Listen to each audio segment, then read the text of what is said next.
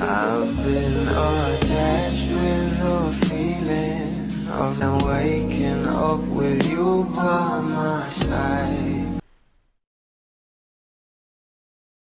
Sabi nga talaga ang panlalaglag ni Kuya Robbie sa ating couple, sila Donnie at Belle. Paniguradong ayuda nga malala para sa ating Babblies. Dahil talaga namang itong si Kuya Robbie ay hindi nga talaga nawala sa kanya ang isang katanungan na talaga namang itong ating Donnie Pangilinan ay napaamin na nga rito. Narito nga guys ang sinabi ni Donnie sa ating Kuya Robbie at Belle. Ikaw, Si Belinda, tagal na wala. Namiss ko nga ito eh. Namiss mo?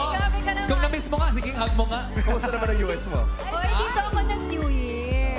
Tama, Yes, tama. pero Happy New Year. Sabay akbay nga itong ating Donnie sa kanyang think na grabe nga rin talaga ang pagkamiss niya dahil matagal-tagal nga rin silang hindi nagkita. Sa inyong lahat, kamusta naman ang New Year ninyo?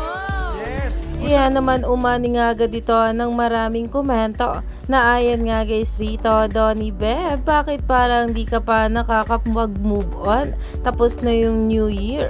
Grabing pagka-miss naman yan. Total performer Bell. Hashtag Don Bell Amazing, kilig for all.